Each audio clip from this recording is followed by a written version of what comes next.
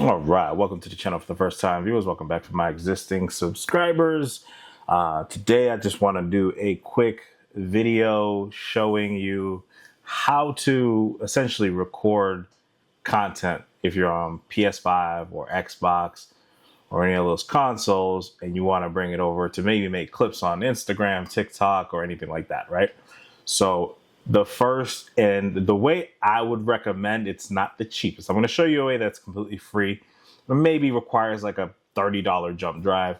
And I'm going to show you a more complex way. We're going to start with the more complex way, which is with this capture card here, right? So I got a Elgato, and it's plugged in right now. So it's kind of hard to see, but right here I got a capture card, PS5 running straight to it. And that is pretty much going to be the best way to capture it. So I'm on my PC right now. And if you look, I got OBS open. I've already set it up. It's a 4KX. So it's one of those USB capture cards. So it gets the power from USB and pretty much runs as it goes through, right? So it's super easy for me to use. If you have two screens, which I have one screen, it's even easier. But what I do is I will typically, there's an option here where it says, start replay buffer, which means I can play the game like normal, then press a button on my keyboard, and that will allow me to essentially save the clip. That's going to be the easiest way. Now, before I got this Elgato, and the reason I got it is because this is a 4K monitor. I had this EVGA XR1. Now, this puts out 4K 120 hertz, but only on HDMI, I think 2.1. And if you're using the pass-through, it will only do 4K 60 hertz. So now that I got this monitor, I had to go ahead and get something that allowed for 4K 120 hertz pass-through, which means if I'm playing a game like Call of Duty or a game that has a 120 FPS mode, and maybe I'm not capturing, I just want to play at that higher refresh rate because it feels more smooth, I need something that can actually support that. So that's going to be this EVGA, not EVGA, the Elgato 4KX. There's so many of them. So that's really the more elaborate way to capture. So again, you're looking at the PlayStation. I'm on my PC, right? So I'm on my desktop. The other way that's going to be completely free is going to be just capturing it as you play, right? So let's say, for instance, I kick off, college football and I get a couple plays or I get a touchdown or I'm playing whatever, right? What you can do is your share button, which y'all probably already know. I don't really need to go too in depth with this, but the share button will essentially let you open up your share menu. Let's just open up a game so you can see. But you can save or you can proactively start recording. Now, if you know what you want to record, that's probably the way to get the best output because you can do 4K 60 as far as that goes. So now that we're in a game, I can go ahead and I can press on it. Let me actually switch my inputs, make it full screen, make it easier to see. So turn this down. So now that I'm in the game, I can go ahead and just tap this, takes a screenshot, or I can go ahead and hold it and I get a menu, right? So you can start recording, and if you're playing at 4K, you have the option for 1080p 60 or 4K 60, right? But if you're saving clips and you're at 4K, I believe it only does 4K 30 FPS or 1080p 60. You can still play at 4K, but you're going to be recording at 1080p 60.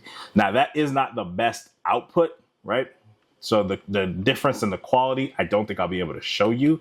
And maybe I'll try to, take a couple clips and throw them together so you can see the difference. But again, here, got some Call of Duty, some Battlefield. These are just trophies that captured on by themselves. So here's a quick actually, this is college football. So if I plug in a USB drive to my computer, so whether it's not my computer, my PS5, then I can actually take this. And let's say, for instance, you got a new iPhone that uses the USB-C. You can get a jump drive that connects via USB-C, and then you can connect that to your actual PlayStation, take it out, plug it in your phone, and download it, right? So you can actually plug this into your PlayStation through the front or through the back. You might not be able to see. See if I can zoom in real quick. Probably can't. So right over here, you just plug it in.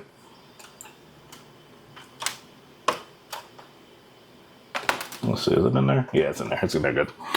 So then you can head over, and let's say I want to move this to my computer to edit it, or I want to, see, it says USB file unsupported. So I could go ahead and just hit copy to USB drive, and then copy. And then from my phone, if it's an Android phone, you could actually just drop it.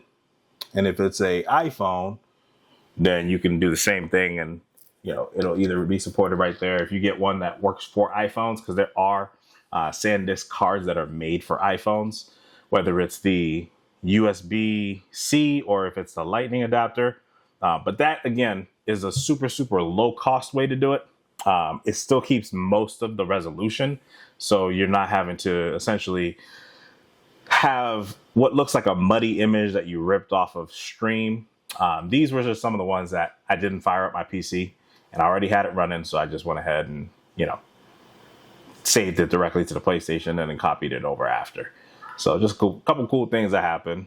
This looks like it was a kickoff return. I think I was using Rutgers, trying to figure out if I want to start a new dynasty with a Big Ten team that was like lower rated.